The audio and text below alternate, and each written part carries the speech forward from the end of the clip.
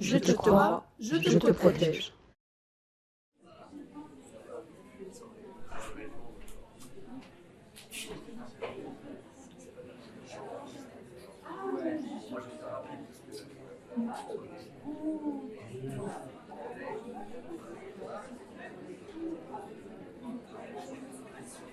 Eh bien, merci d'accueillir Édouard Durand, qui nous a rejoint.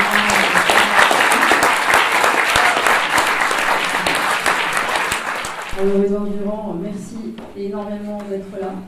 Vous êtes magistrat, vous êtes juge, vous êtes un homme de loi. Vous avez été juge pour enfants à Marseille, à Bobigny.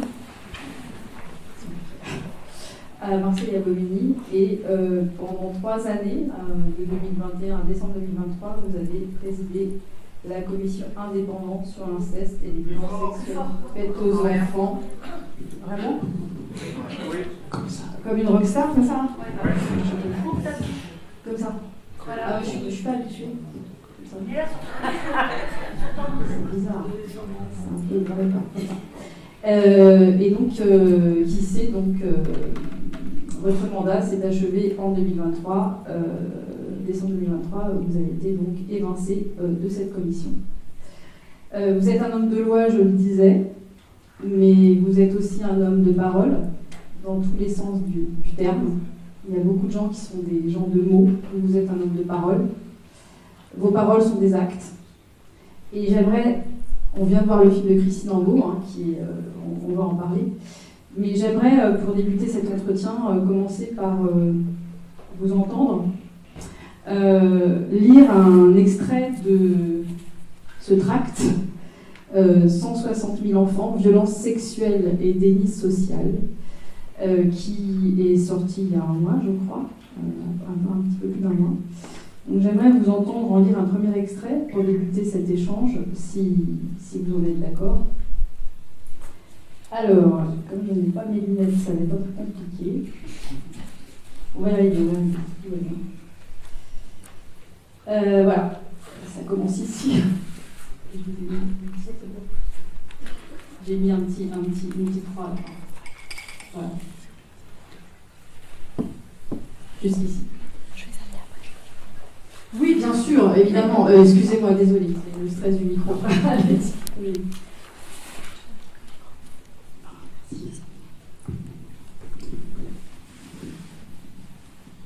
D'abord, je voudrais vous dire bonjour à toutes et à tous. Et je suis très heureux de participer à cette soirée.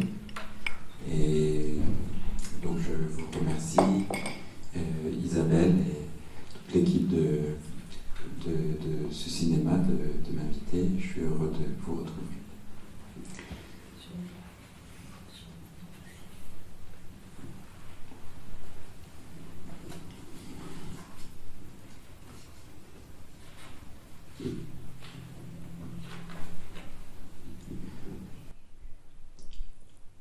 Dans toutes les familles, toutes les entreprises ou les administrations, toutes les fêtes entre amis, il y a des sœurs, cousins, nièces, des collègues, des amis qui ont été ces enfants agressés sexuellement et violés. Et chaque année, donc, 160 000 enfants subissent des violences sexuelles, probablement plus en réalité, au moins un enfant toutes les 3 minutes. Dans toutes les classes, tous les centres de loisirs, tous les clubs, toutes les institutions de soins ou d'éducation, il y a des enfants qui sont agressés sexuellement et violés. Le problème, c'est qu'on ne les voit pas, ou qu'on fait comme si on ne les avait pas vus. On voudrait bien protéger les enfants victimes de viols ou d'agressions sexuelles. On le ferait même. Mais ce ne sont jamais les bons qui sortent du silence, comme on leur a dit de faire. Ce sont toujours des faux, des cas compliqués, pas clairs, pas comme dans l'image de la première page. Menteuse, séducteur, manipulée, consentant, manipulatrice. Cette distorsion porte un nom, déni. Les violences sexuelles, et particulièrement les violences sexuelles faites aux enfants, font l'objet d'un déni massif, puissant, ancien, enraciné, structuré et structurant même. La violence sexuelle, ça ne doit pas exister. La violence sexuelle faite aux enfants, ça ne doit pas exister, encore moins, car ce sont des enfants. On ne fait pas ça aux enfants. Ça ne doit pas exister. Cette phrase est équivoque, ambiguë. Ça ne doit pas exister au sens où toute société digne de ce nom a le devoir de s'organiser pour protéger les enfants avant qu'ils ne soient victimes de violences sexuelles et pour protéger ceux qui révèlent qu'ils le sont. Ou ça ne doit pas exister au sens où ça ne peut pas être vrai, ça n'est pas possible, ça ne doit pas être su, au sens où une société préfère s'organiser pour faire comme si ça n'existait pas. Le déni a pour fonction d'autoriser à faire comme si ça n'existait pas. Il peut prendre plusieurs formes. Ça n'existe pas, ça n'est pas vrai, ça n'est pas grave. Les victimes peuvent très bien s'en sortir. Ça ne nous regarde pas, on ne peut rien faire. Qui peut sérieusement prétendre que le déni appartient au passé ? Le déni subsiste, toujours puissant et ancré. Le déni a un corollaire immédiat, l'impunité des agresseurs. Le déni collectif et l'impunité des agresseurs marchent main dans la main, tranquillement, avec assurance, sans inquiétude, main dans la main, comme si de rien n'était. Lorsqu'un enfant révèle les violences sexuelles qu'il subit à un professionnel, celui-ci ne fait rien dans 60% des cas. Plus de 70% des plaintes déposées pour violences sexuelles sur mineurs font l'objet d'un classement sans suite. 3% des pédocriminels sont déclarés coupables par un tribunal ou une cour d'assises. Comment ne pas reconnaître que ces chiffres sont le constat de l'impunité des pédocriminels et du déni collectif qui ruisselle jusque dans les décisions prises et les actions menées pour chaque enfant qui révèle les viols et les agressions sexuelles qu'il subit. Merci beaucoup.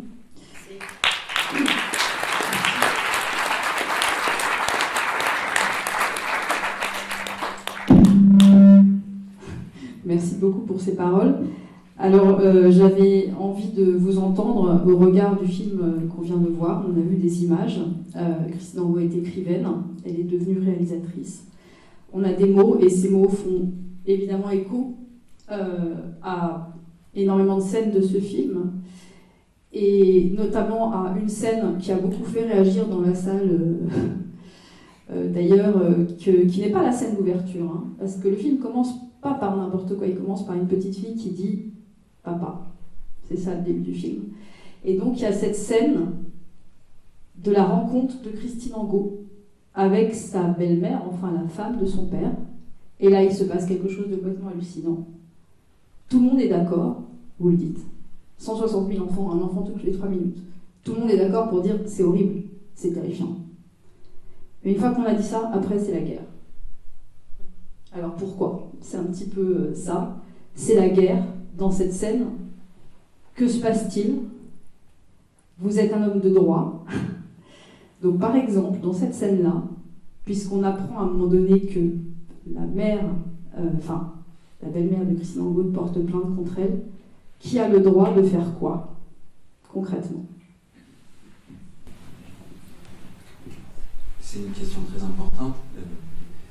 Et la réponse est à la fois très simple et très difficile en même temps.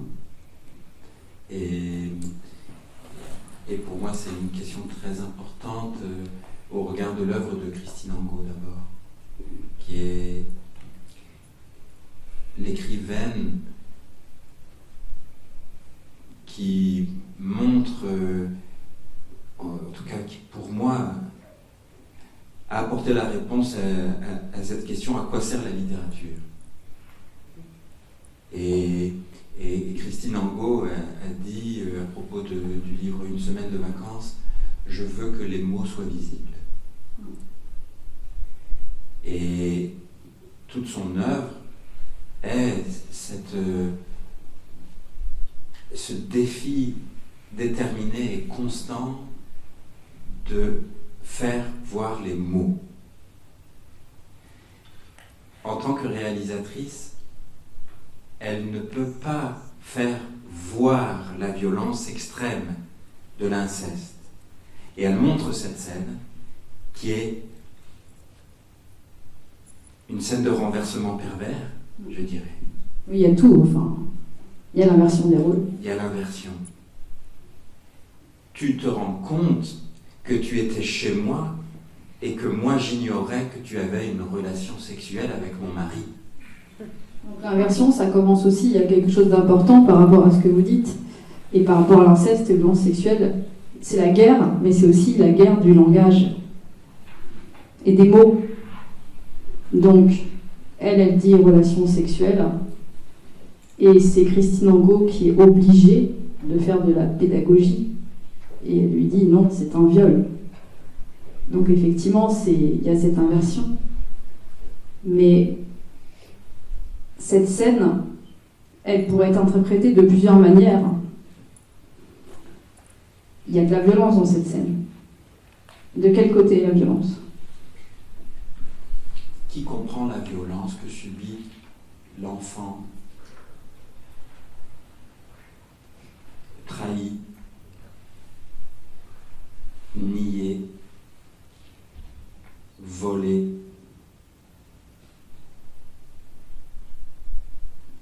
arraché à sa propre identité. C'est tout ça le viol, et le viol incestueux. Christine Angot dit elle-même de l'inceste et de l'inceste paternel: en venant à elle sexuellement, il se refuse à elle comme père. C'est une humiliation sociale avant tout. Qui comprend ça ? Là, ce qu'elle montre, c'est l'image d'une autre violence. Et donc, elle nous oblige aussi à faire un effort sur nous-mêmes pour ne pas nous laisser attraper par l'identification à cette dame âgée que l'on voit vulnérable. Et elle nous oblige à faire un pas supplémentaire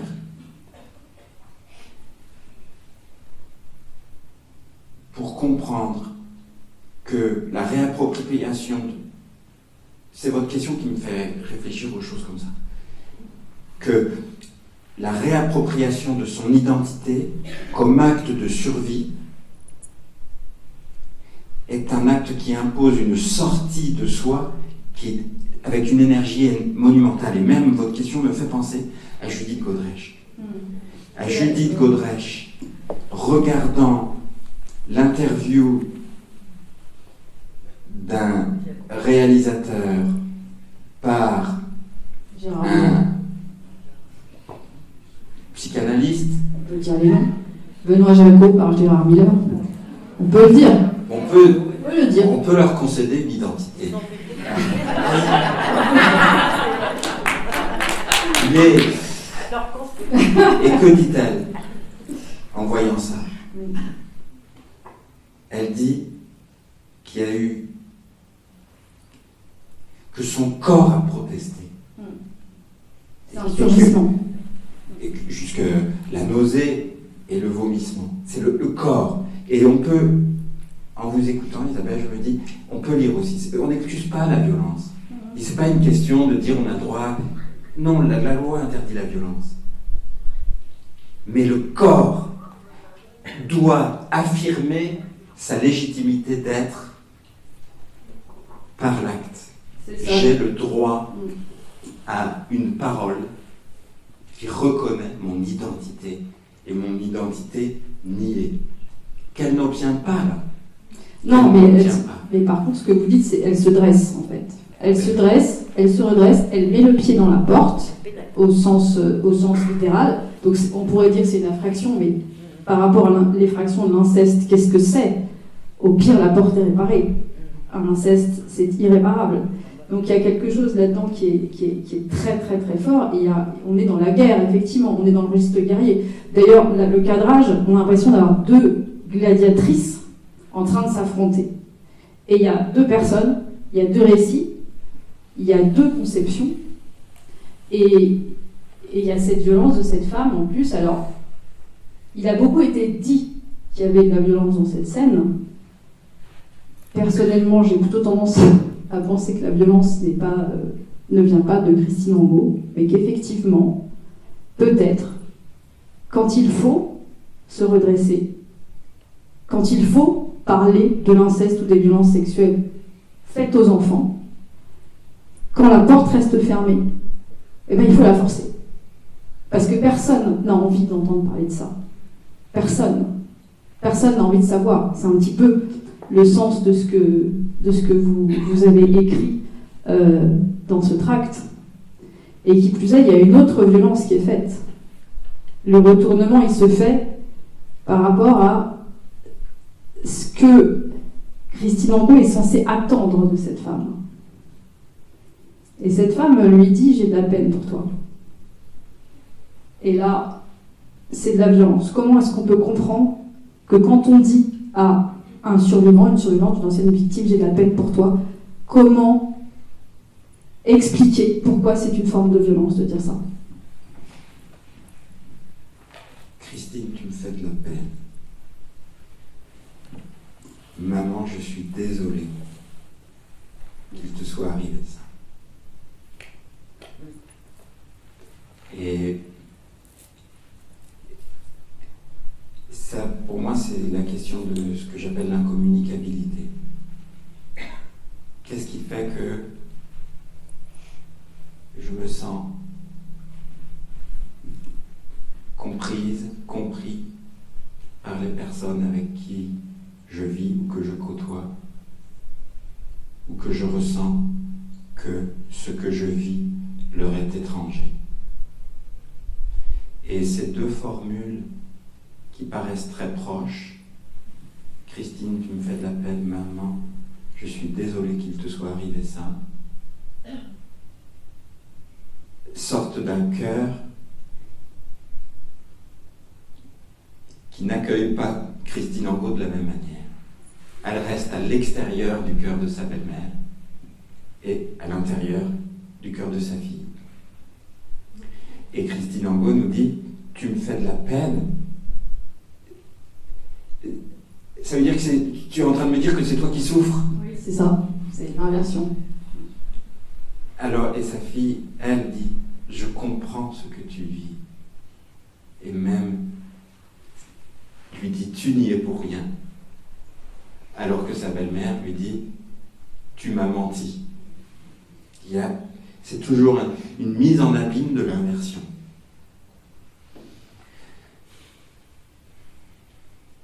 Alors, ça veut quand même dire, parce que bon, à la fin de cette scène, c'est quand même assez terrible, parce que cette femme lui dit, elle lui dit merci d'avoir ouvert la porte. Elle lui dit c'est normal, alors qu'on sait très bien ensuite ce qui va se passer. Mais ce que je trouve très très important dans cette scène, et aussi par rapport à ce qu'on pense des personnes qui ont été victimes d'inceste ou de violences sexuelles dans leur enfance, c'est la persistance de la peur et de la honte. Dans cette scène, avant que Christine Angot surgisse, mette le pied à la porte, on voit quelqu'un qui a peur.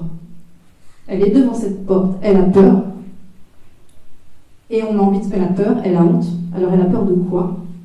D'où vient cette peur? Quelle est cette peur et quel est l'âge de cette peur? Oui, c'est une peur d'enfant qui ne sait même plus si c'est la maison ou si c'est une autre maison. Oui, elle reconnaît pas.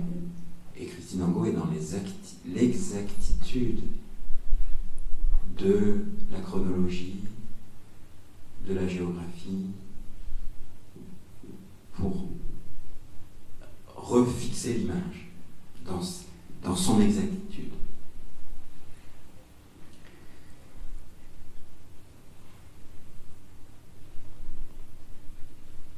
Il il y a quelqu'un qui n'est pas là dans ce film,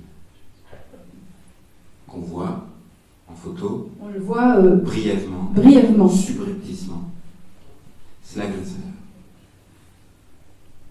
C'est le père incestueux.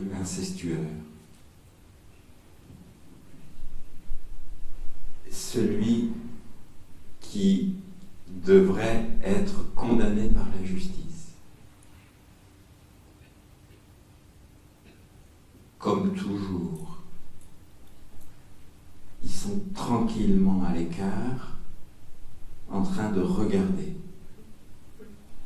Il ne faut jamais oublier ça. Il ne faut pas trouver un agresseur de substitution. Enfin, je dis il ne faut pas trouver. Vous voyez ce que je veux dire ? C'est lui l'agresseur. C'est lui le violeur d'enfants.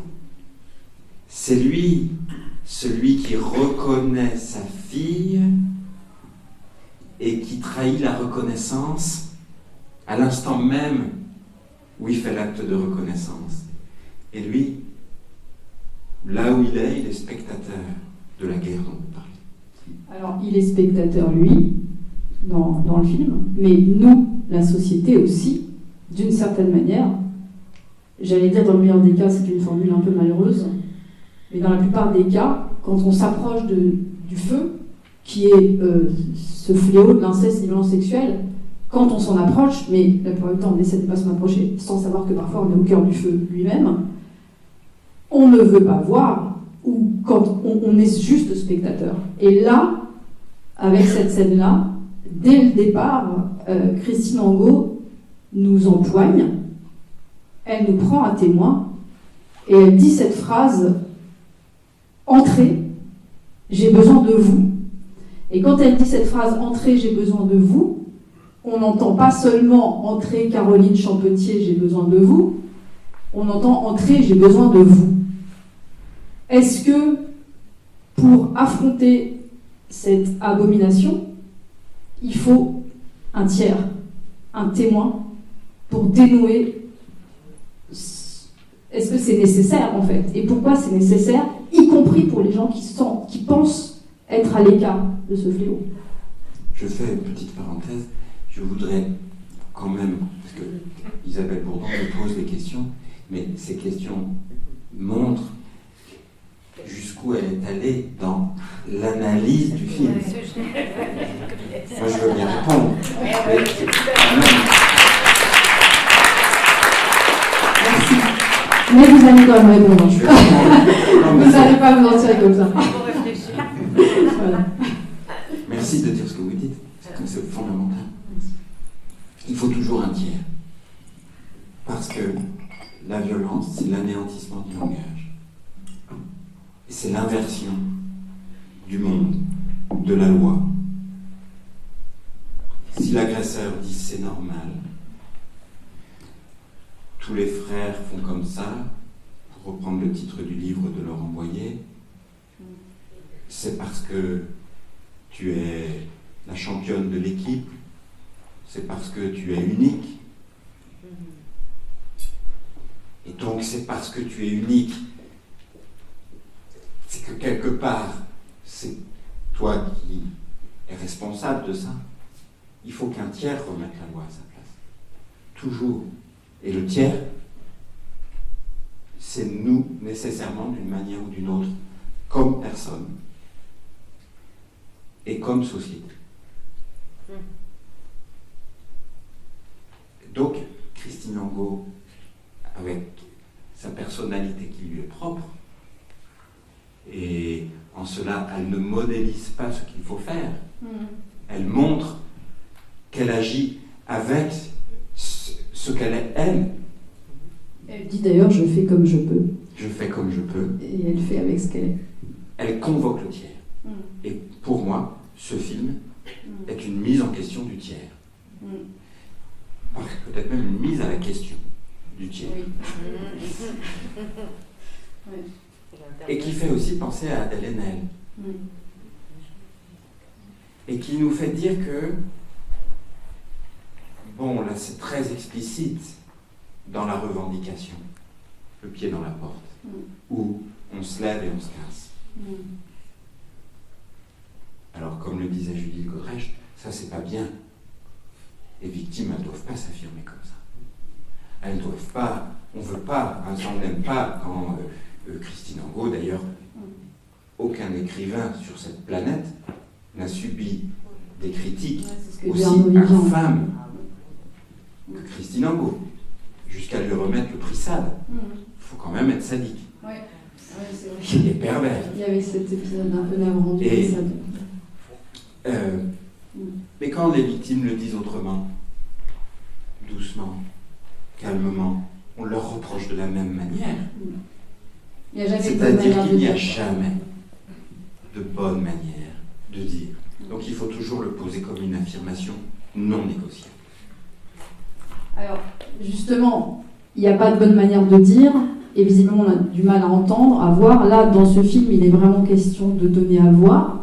Vraiment, c'est comme les paroles sont des actes, là, c'est une espèce de maïeutique à laquelle chacun d'entre nous est soumis, pas seulement les gens qu'elle interroge. Donc après, il y a sa mère, son ex-mari, son compagnon actuel, sa fille.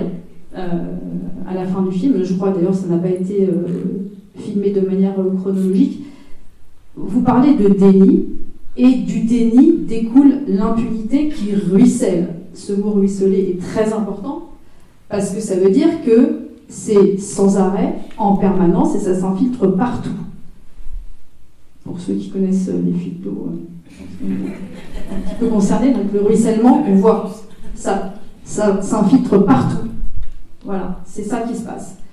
Et pourquoi? Alors, une des questions, on a un film, entre guillemets, sur l'inceste et les violences sexuelles faites aux enfants. Il n'y a pas d'image. Il n'y a pas d'image. Et souvent, on dit c'est parole contre parole. Il faudrait des preuves. Et les preuves, c'est quoi? C'est des images. Or, des images de viol d'enfants, d'inceste, il n'y en a pas. Parce que s'il y en a, on est dans la pornographie, ou on est dans le délit, donc ça n'existe pas, ces images-là. Est-ce que, dans votre livre, vous évoquez ces images-là, au début, et vous dites, est-il nécessaire de les convoquer? Et vous dites, oui, il est nécessaire. Alors, est-ce que c'est parce qu'il n'y a pas d'image que personne ne croit? Je pense que l'image, c'est-à-dire la représentation mentale de ce qu'est la violence sexuelle, la représentation de ce qu'est la scène de crime, est incontournable. C'est d'ailleurs ce qui retient l'enfant victime de se confier. Est-ce que ce que je vis, mon juge, mon institutrice, ma médecin, vont pouvoir se représenter ce que je vis? Se mettre dans la tête l'image de ce que je vis. L'image pas obscène de ce que je vis. Est-ce que... Je ne sais pas si je réponds à la question, mais je parle de la Ciivise. C'était une grande interrogation pour moi. Parce que dans les témoignages, dire ça était... Comment le dire? Comment dire ça? Autrement dit, jusqu'où va la confiance dans le partage par le langage de ce qui était vécu? Est-ce que lorsque je vais dire ce que j'ai vécu, je vais à nouveau être objet d'une représentation par l'autre? que je vais être respecté comme humain à la dignité inaliénable, mais dans la compréhension de ce que j'ai vécu. C'est clair ce que je dis? Oui, oui. Oui, je m'exprime clairement. Pas bien. Et pour moi, ça a été vraiment une grande question. Comment dire ça? Et il y a un monsieur qui est un artiste qui parlait de son enfance et il me disait: je ne pouvais pas prononcer les mots de la sphère de la génitalité parce que ça me faisait trop mal. Alors je disais: mon père m'a fait ça, et personne ne comprenait. Donc, jusqu'où peut-on aller pour dépasser l'incommunicabilité? Christine Angot dit: je veux que les mots soient visibles. Alors, comment le faire sans obscénité? Parce qu'elle dit aussi, il n'y a pas très longtemps à la radio, mais on se rend compte que les gens, même quand ils disent que c'est parce qu'ils ne sont pas d'accord, quand ils vont voir ce genre de film, il y a comme une forme de jouissance à voir ça. Par exemple, le film Le Consentement, c'est une adaptation. On est entre nous là. C'est une adaptation, c'est une inversion perverse du livre. Qui nous fait spectateurs du viol. Et qui peut jouir du spectacle. Si on est pervers. Bien sûr. Mais même si on ne l'est pas, on est convoqué à la place du pervers. Ah, moi j'ai regardé mon téléphone pendant tout le film. C'était irregardable. Bref. Comment avoir une représentation qui permette de se représenter que la violence c'est violent, contrairement à ce qu'on voudrait se faire croire, sans à nouveau faire de la personne qui les subit un objet. Comment faire que les mots soient visibles sans soumettre à nouveau la personne à une représentation comme objet. Mais il faut passer par ce vocabulaire-là.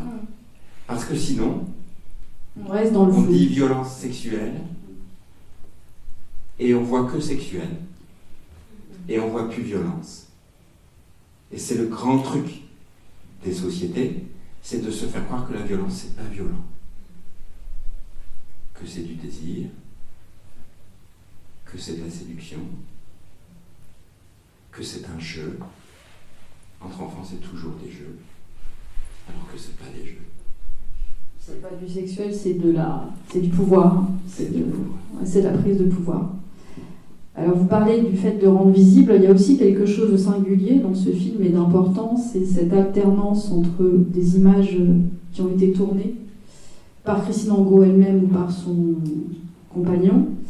On voit sa petite fille, Léonore, et on voit ces images-là qui alternent. Et ces images-là, parfois, permettent de dire quelque chose d'horrible. Par exemple, quand elle dit l'abomination, les viols avaient lieu les week-ends et les vacances, on a un plan sur la mer avec la chanson de Paul Naref, Holiday. Et c'est intéressant parce qu'on a ça tout le long du film. Et c'est un processus que beaucoup de survivants, survivantes et victimes de violences sexuelles connaissent bien, qui est la dissociation, qui est la seule manière de pouvoir vivre et qui est que vous êtes dans deux mondes en même temps, en permanence, dans un jeu de ping-pong qui peut rendre les gens complètement fous. C'est pourquoi j'aimerais qu'on parle un petit peu de ça et qu'on parle de tourner la page et de la question de la résilience, qui est une question tout à fait importante. Du coup, je voudrais en profiter pour que vous nous lisiez quelque chose que vous avez dit justement à propos de ces pages à tourner. On peut ou ne pas tourner. Donc si vous voulez bien lire, alors là, ça commence là. Et puis ça se termine. J'ai mal mis mes papiers en fait, j'ai l'impression que c'est pas clair. Jusqu'ici. Vraiment un peu de résilience, qui est un mot qu'on a beaucoup entendu récemment. Et deux pages qui se tournent.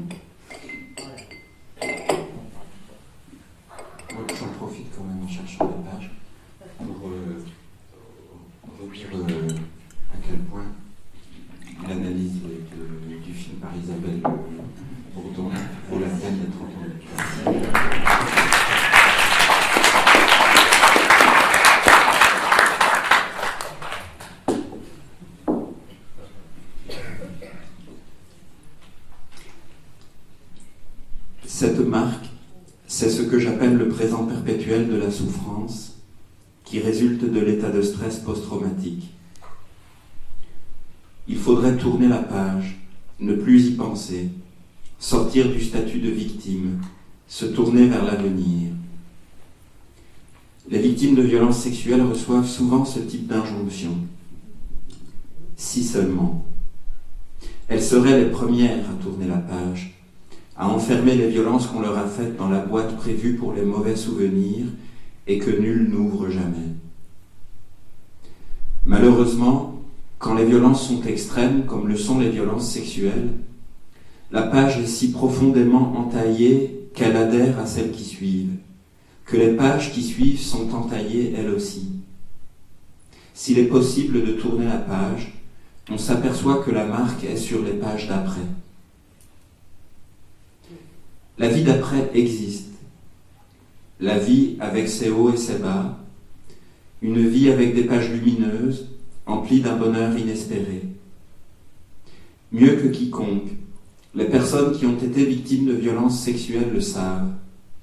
Il n'est pas question ici de les enfermer dans le présent perpétuel de la souffrance sans laisser le moindre espoir que la vie d'après peut être belle et qu'elle vaut la peine d'être vécue. Elles le savent bien, puisque chaque jour est une lutte et une affirmation de soi.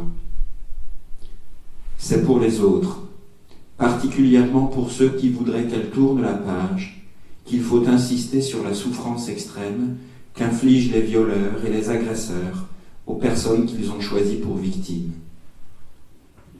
Alors vous parlez de pages lumineuses, on en voit, et vous ne parlez pas de résilience. Non.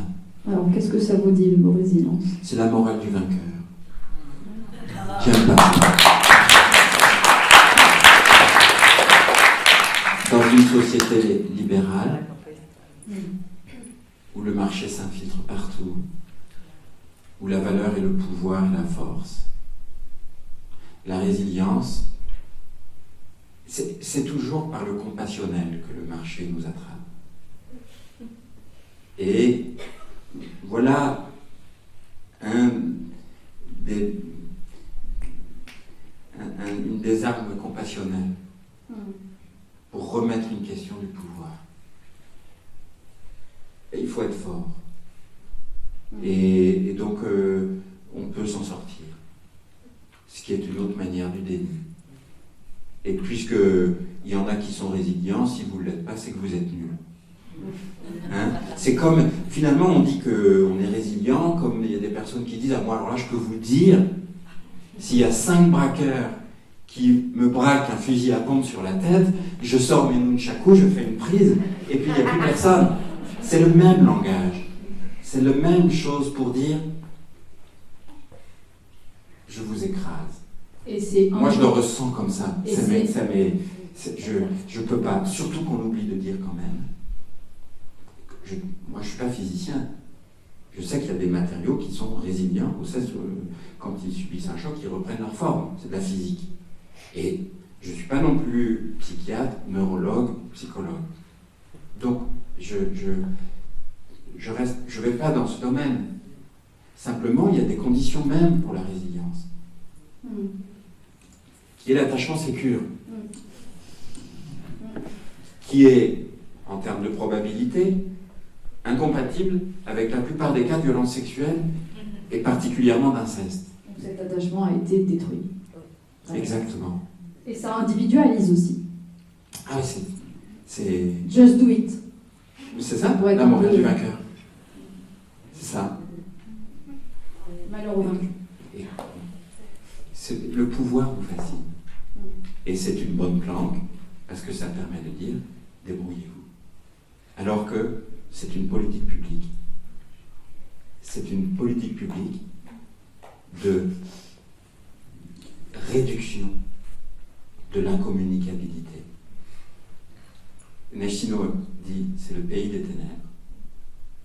Et c'est une politique publique de dissiper les ténèbres. Ça ne peut pas être autre chose que collectif. Ben, merci beaucoup parce que je pense que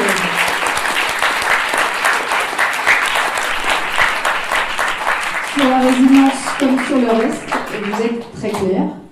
On a encore plein de choses à dire, mais je pense qu'il y a pas mal de gens qui voudraient peut-être soit poser des questions, soit tout simplement intervenir. Donc on va leur laisser la parole, mais ce n'est pas fini. Après les questions, j'aimerais que vous nous lisiez justement la fin du, j'allais dire manifeste, tract. Si on enlève le mot résilience, moi c'est ce que je retire de mes 20 ans d'expérience de juge des enfants et de ces 3 années à la Civise.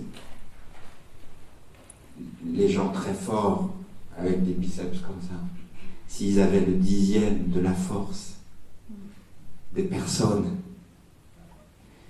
des 5,5 millions d'adultes et des 160 000 enfants chaque année, qui ont une ressource vitale, communicative, édifiante, le monde tournerait autrement.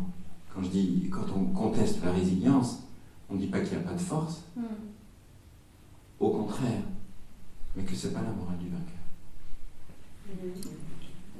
Merci. Alors je crois qu'il y a Franck, il y a quelqu'un qui passe les micros. Ah ouais.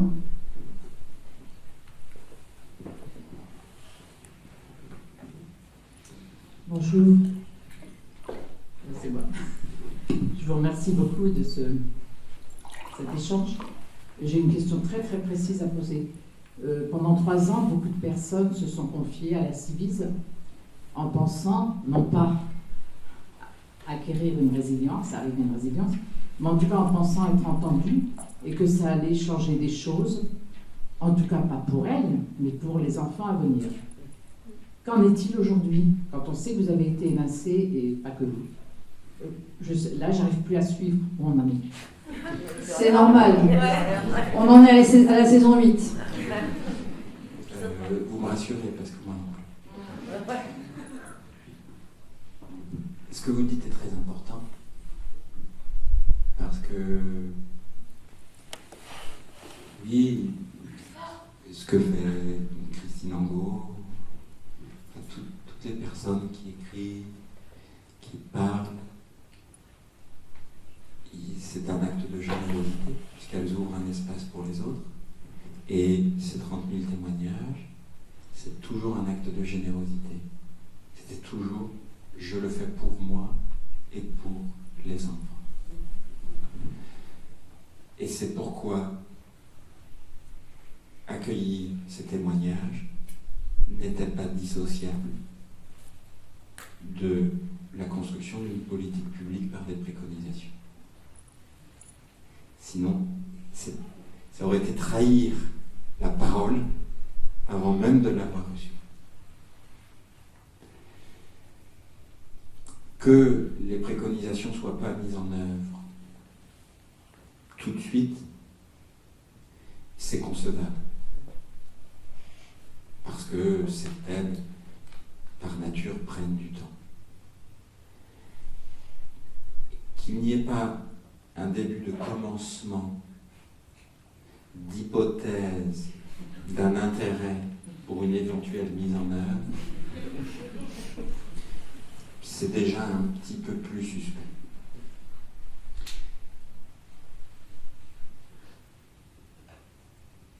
Et je crois qu'on peut rajouter une autre manière de déni. Ça n'existe pas, ça n'est pas vrai, ça ne nous regarde pas. Et il y a une autre manière de faire du déni, c'est de faire semblant de découvrir le problème à chaque fois qu'on fait un tour du bocal. De dire, ah mais ça, c'est vrai. Et la main sur le cœur de dire, alors là on va se mettre en ordre de bataille. Et c'est aussi pour ça que le mouvement social qui se construit est indispensable. Comme dans le film sur l'exactitude de la reconstitution, il faut que le tiers soit comme gardien de ce qui a existé, pour qu'on ne puisse pas faire semblant de redécouvrir à chaque fois. Et pour les préconisations, on voit bien ce qui se passe là. On est en train de faire comme s'il n'y avait pas eu de rapport. On n'en Comme parle si plus elle du a eu une rapport. préconisation. 750 pages, Et on n'en parle plus. on n'en parle pas. Et on a dit, on va élargir la mission de la nouvelle Civis. Par exemple, on va l'élargir à la prostitution des mineurs. Sauf que quand la Civis, en 2021, a été instituée, il y a un rapport qui a été publié sur la prostitution des mineurs. Donc on ne va pas le refaire. Il existe. On va le mettre en œuvre. Et il faut être... Alors évidemment, les gens qui rappellent ça, ils sont pénibles. Donc un à un, on y vient. Bon, ami, si tu tombes, un ami sort de l'ombre, à ta place. C'est pour ça qu'on est nombreux. C'est qu'il faut toujours prendre le relais pour dire que ça existe. C'est pas une manière de répondre à votre question. Mais il y a des choses qui sont acquises. Vous voyez, c'est quand même ce qui est réjouissant dans l'histoire. C'est que la loi du 21 avril 2021, par exemple, sur le seuil d'âge, tous ceux qui étaient contre, ils ont été obligés de la défendre. Est-ce que vous pouvez le Et de rappeler? dire Parce que je ne sais pas si tout le monde... Vous vous souvenez de ce qu'on a appelé l'affaire de Pontoise? Une petite fille de 11 ans, un homme de 30 ans, une fellation dans un local poubelle. L'agresseur, comme je les ai toujours entendus dire, quel que soit leur âge, a dit « il ne s'est rien passé ». Quand il a été obligé de reconnaître qu'il s'était passé quelque chose, il a dit « elle était consentante ». Puis après il a dit « je pensais qu'elle avait 45 ans ». Ah. Et là, tout le monde dans la société s'est dit « mais je pensais que ça existait déjà, ça. Que c'était déjà un viol ». Et donc, progressivement, ça a donné la loi du 21 avril 2021, seuil d'âge à 18 ans dans les cas d'inceste, et à 15 ans dans les cas d'inceste. On peut pas être consentant à moins de 15 ans. Oui, c'est un rapport d'asymétrie.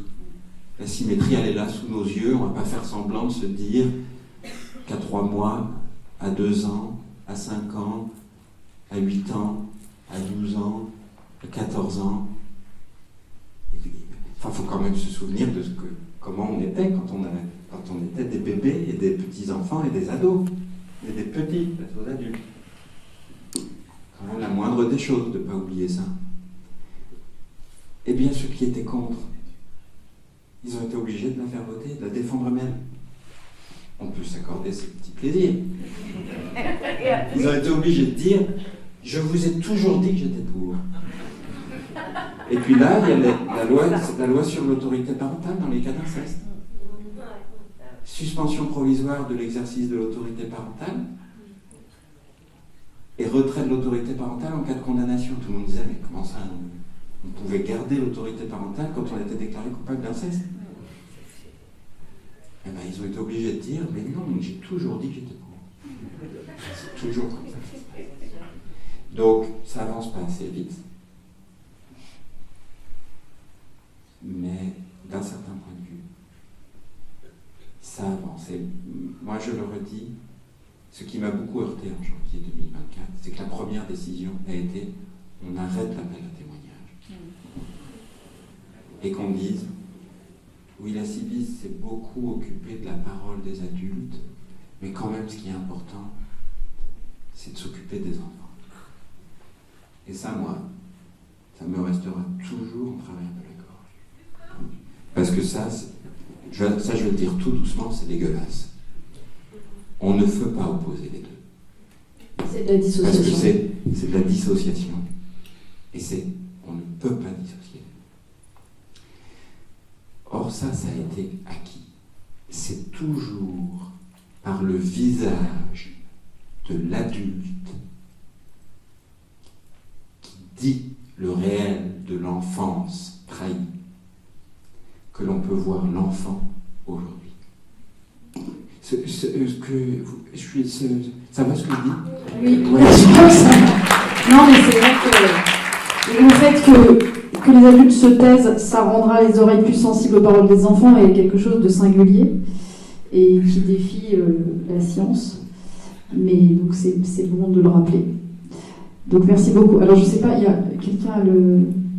Mais c'est très important de le dire, oui, parce que c'est ce qu'on a entendu.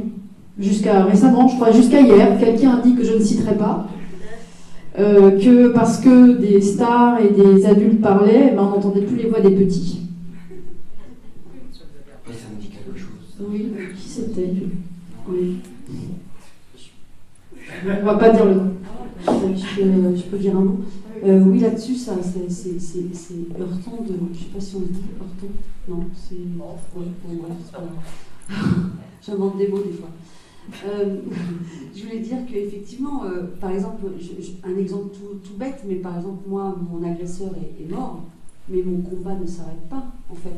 Et si les victimes s'engagent et continuent à parler, en étant adultes, c'est pour protéger les enfants d'aujourd'hui. Je ne vois pas quel est le... Après, ça peut faire du bien de raconter son histoire, mais l'intérêt également, c'est de montrer... Un enfant aujourd'hui, il ne va pas prendre la parole dans ce cinéma, il n'y a pas d'enfant.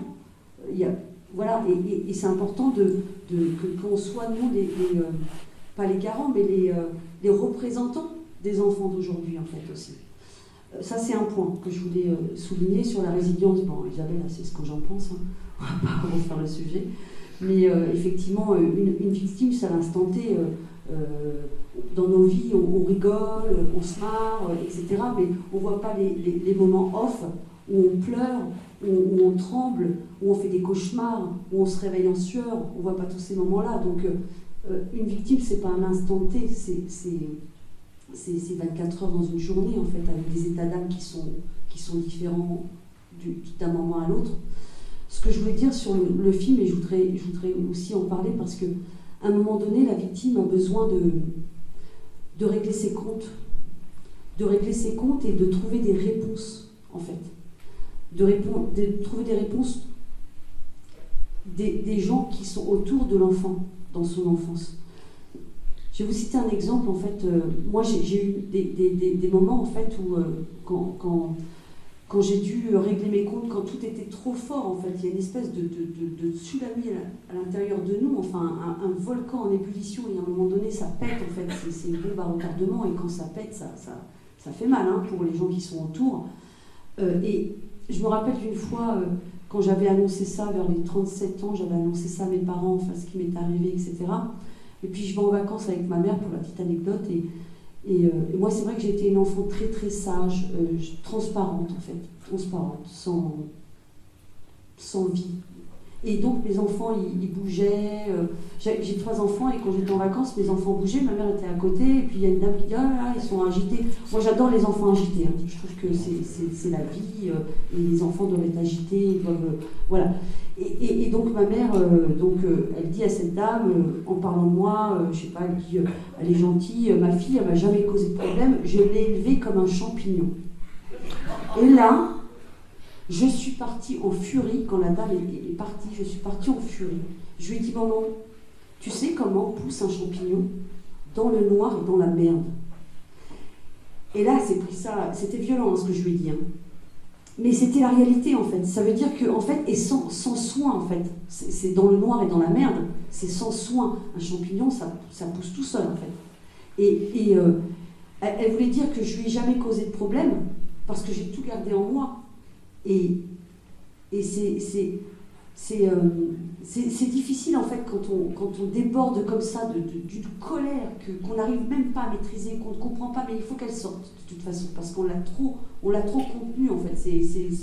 C'est une cocotte minute, quoi. Quand toute la vapeur doit sortir, ça doit sortir. On ne peut pas l'empêcher, à un moment donné, il faut qu'elle s'échappe. Voilà, je voulais dire ça, et dans le film, on voit très bien que la colère de Christine Angot, qui veut absolument avoir des réponses, elle force pour avoir les réponses. Mais sa douleur, enfin, moi je l'ai ressentie comme ça, hein, quand elle est devant la fenêtre et qu'elle est en larmes, quand elle tremble, on la voit trembler dans le film. Les émotions, effectivement, quand elle est devant cette porte et qu'elle dit « je sonne, qu'est-ce que je fais, t'y vas toi ?» etc. Elle est hésitante parce qu'elle se retrouve. Et souvent, dans différents moments de notre vie, on est tétanisé, en fait. On est comme le jour comme les jours ou les fois où on a subi le viol, on est tétanisé. Et on sait même plus se défendre parfois. Alors des fois on se défend trop, et la colère sort, mais des fois on sait plus en fait, on sait plus être tétanisé complètement, et on n'a pas de réaction. Même son mari qui dit, quand il dit qu'il n'a rien fait, et en fait effectivement il avait 11 ans. Et même parfois dans notre vie, quand on s'est retrouvé dans des situations où on s'est mis par exemple dans des situations à risque, avec des hommes, où on a subi des choses, d'autres viols par exemple, en fait on est tétanisé, et avec le recul, avec l'expérience, avec le temps qui passe, on se dit mais comment j'ai pu accepter ça? Comment j'ai pu subir ça même à l'âge adulte en fait? Et c'est tous ces questionnements en fait, et le temps apaise un peu, mais jamais complètement en fait. Oui, ce que vous dites est juste, et ça Isabelle disait tout à l'heure l'importance du rôle du tiers. On est dans un monde où la loi n'est pas remise à sa place. Traitement judiciaire, où des soins spécialisés ne sont pas dispensés, ne sont pas accessibles, y compris financièrement. Et donc, c'est toujours un défi personnel, alors que ça devrait être une réponse sociale. Je ne sais pas qui. Alors, excusez-moi. C'est moi. Voilà. On ne vous voit pas. Est-ce que vous pouvez... On ne vous voit pas. Là, Ça y est, on vous voit. Oui. désolée, je suis un peu loin. Merci beaucoup déjà pour vos interventions. C'est super chouette de pouvoir bénéficier de cette lecture et de cette richesse de dialogue. Et du coup, j'en reviens au fait. Déjà dans le film, il y a un moment, une observation où donc, la belle-mère dit non mais moi je ne juge pas. Et ça réveille énormément de violence chez Christine Angot, ce qu'on comprend forcément, parce qu'effectivement, comme l'a dit la dame tout à l'heure, c'est que les victimes dont le criminel est mort, est décédé, à quel moment elles peuvent avoir justice d'un point de vue de la loi? Parce qu'effectivement, j'ai cru comprendre dans les préconisations qu'il y avait un délai de prescription qui s'était mis en place, du coup on pouvait être pénalisé plus tardivement. Enfin, il n'y avait pas de délai mince, j'ai oublié le mot. De prescription, non, c'est ça, ok. Du coup, voilà, mais pour ceux qui sont décédés, comment rendre justice aux victimes? Et c'est ma première question. La CIVIS, dans ses préconisations, demande que les crimes et les agressions et les viols et les agressions sexuelles commis contre les enfants soient déclarés imprescriptibles. C'est-à-dire qu'il n'y ait pas de date, de délai, au-delà duquel on ne pourrait pas poursuivre un pédocriminel, le déclarer coupable et le condamner. Et si cette personne est décédée, du coup? Si cette personne est décédée, est morte, l'action publique s'éteint par la mort du mis en cause. Ça, on ne peut pas condamner une personne qui n'est pas vivante. Juger, déclarer coupable et condamner sans délai de prescription serait déjà un progrès important. La reconnaissance resterait un défi social. Parce que, pour l'instant, 70% des plaintes sont classées sans suite et 3% des pédocriminels sont déclarés coupables par la justice. Donc, l'imprescriptibilité, par elle-même, ne modifierait pas cette impunité.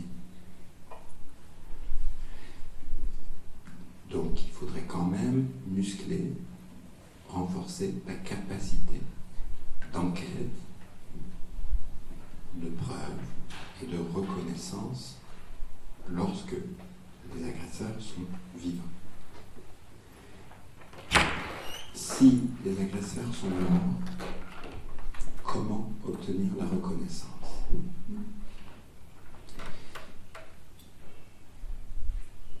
Ça fait penser à la justice restaurative. C'est ça. Et moi, quand on dit justice restaurative, ça me fait la même chose que quand on me dit résilience. Et donc, il faut d'abord rendre justice dans les tribunaux. Il faut d'abord que l'organisation sociale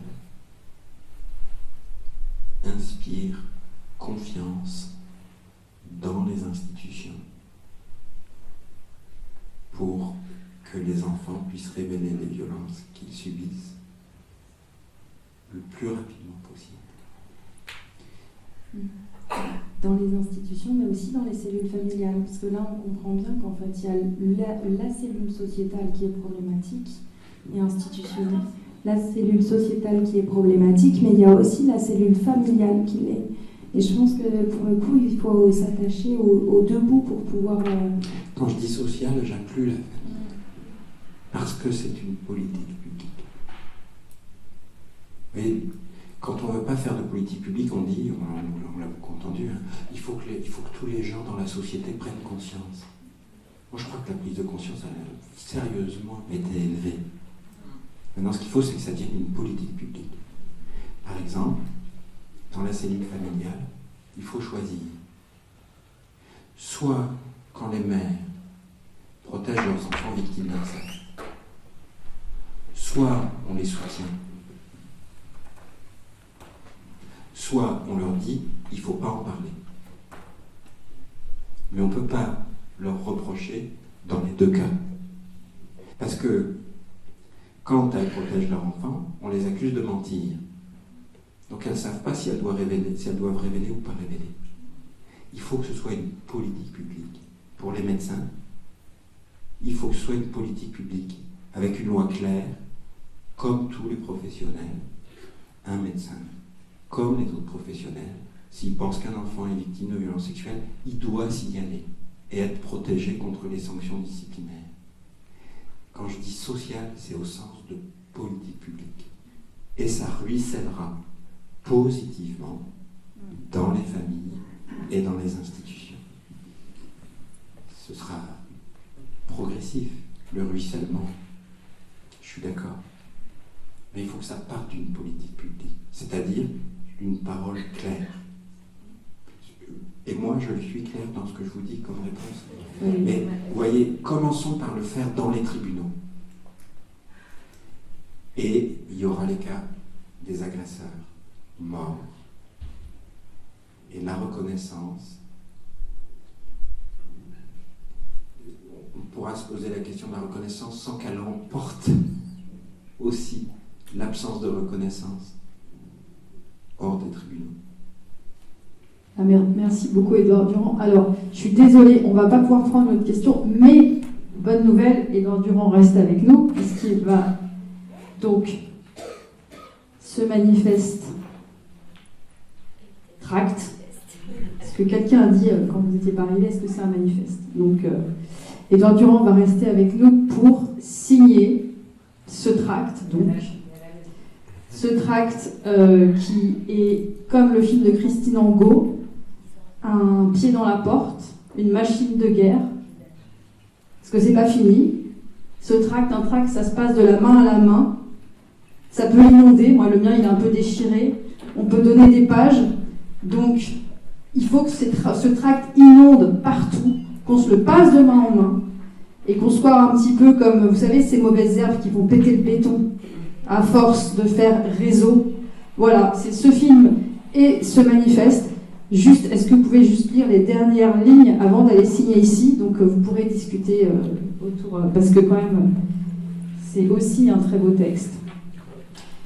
Alors, du coup, comme on n'a pas beaucoup le temps, Bah oui, car il s'agit bien d'un choix. Et ensuite, on va pouvoir passer ici à partir de voilà, jusqu'à la fin. Merci beaucoup. Et je remercie. Je voudrais dire, je le dis pour la troisième fois, mais c'est pas du tout. Je le dis pour la troisième fois, et il n'y a aucune ironie dans ce que je dis. C'est pas parce que je le répète qu'il y a quelque chose d'ironique. Et je vous dis vraiment toute mon admiration pour ce que vous avez dit et l'analyse que vous faites de ce film. Et je vous remercie de me permettre de lire encore quelques pages. Et puis je ne peux pas ne pas le dire. Parfois c'est compliqué de parler aux enfants. On ne sait pas tellement comment faire. Et on se demande comment on fait pour bien dire aux enfants qui peuvent nous le dire, bien leur apprendre. Et on se sent. Et puis il y a des gens qui nous aident. Et ici, il y a quelqu'un qui nous aide, c'est Maïdan Chapiron, qui a écrit Et ici, C'est mon corps. Et c'est un livre qui est en rupture, mais qui est republié. qui revient. Et qui revient et qui permet de parler avec les enfants en confiance, de manière adaptée. Et donc, je me permets de vous recommander d'aller le chercher, parce que ça vaut vraiment la peine. Merci Maïlan de l'avoir écrit. On va en et reparler dessiné. vite.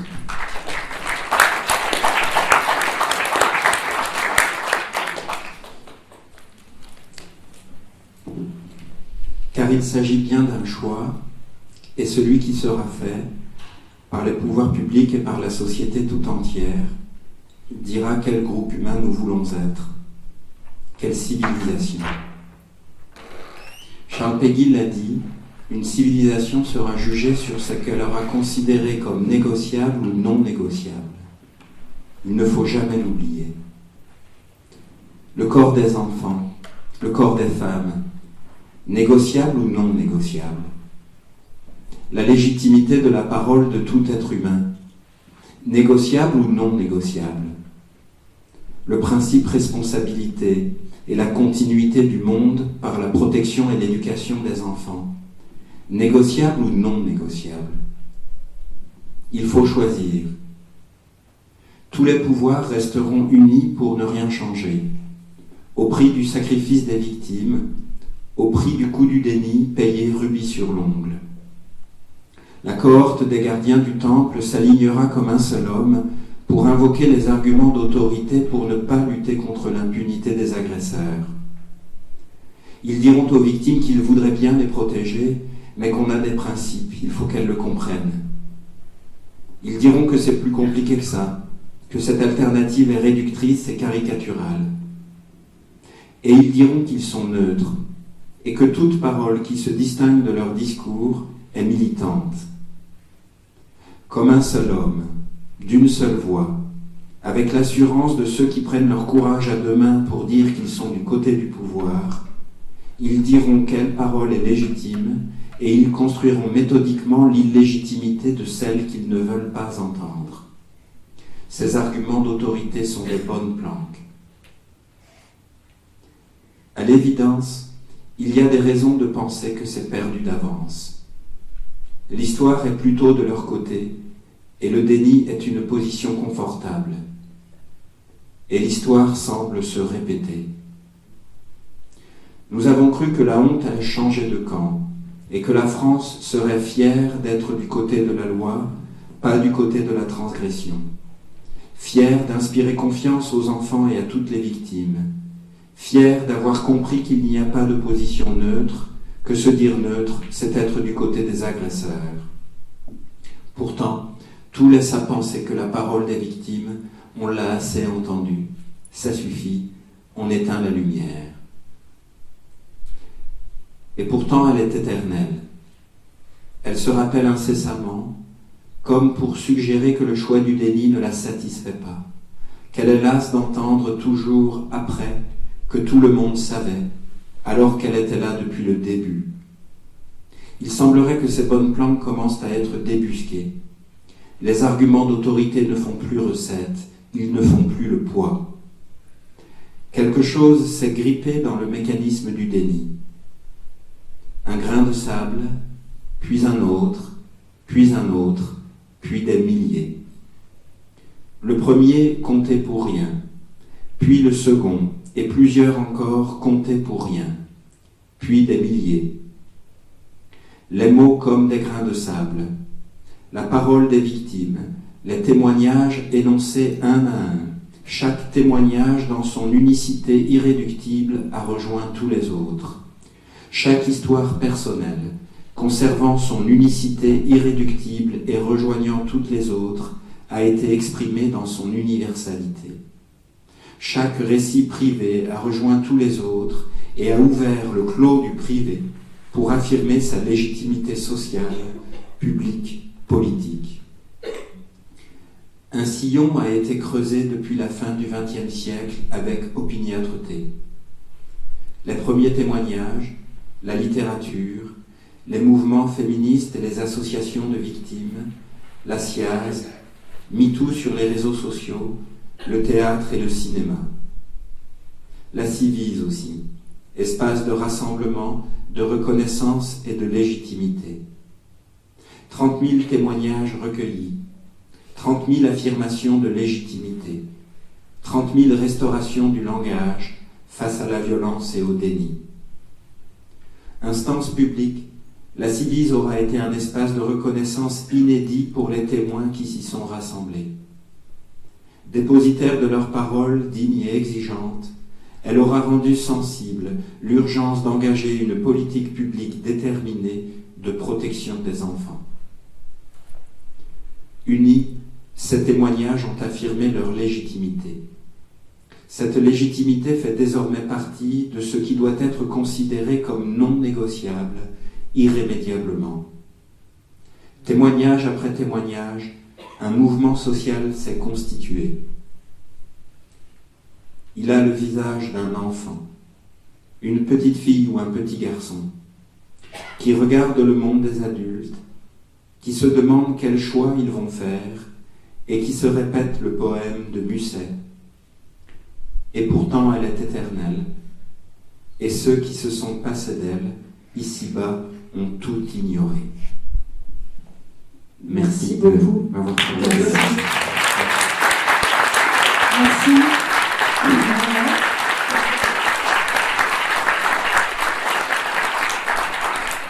Un grand merci à vous, un grand merci à Franck, le directeur du Cinoche, à Elsa d'avoir organisé cette rencontre. Merci à eux.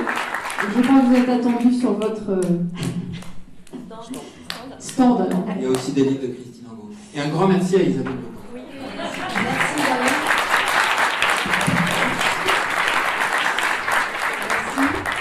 Donc voilà, si vous voulez, je crois qu'il y a quelque chose, il y a une porte qui va s'ouvrir. On va ouvrir la buvette. Il y a une buvette qui va ouvrir. Donc si, en attendant de faire signer votre livre, si vous n'avez pas votre tract qui doit inonder la France entière. Oh là là, regardez, c'est magique. Il est génial ce cinéma. Est-ce que vous connaissez un cinéma comme ça?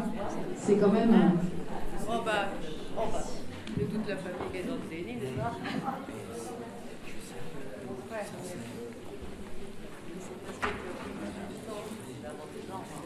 J'ai pris des temps parce que j'avais déjà... Mais en fait...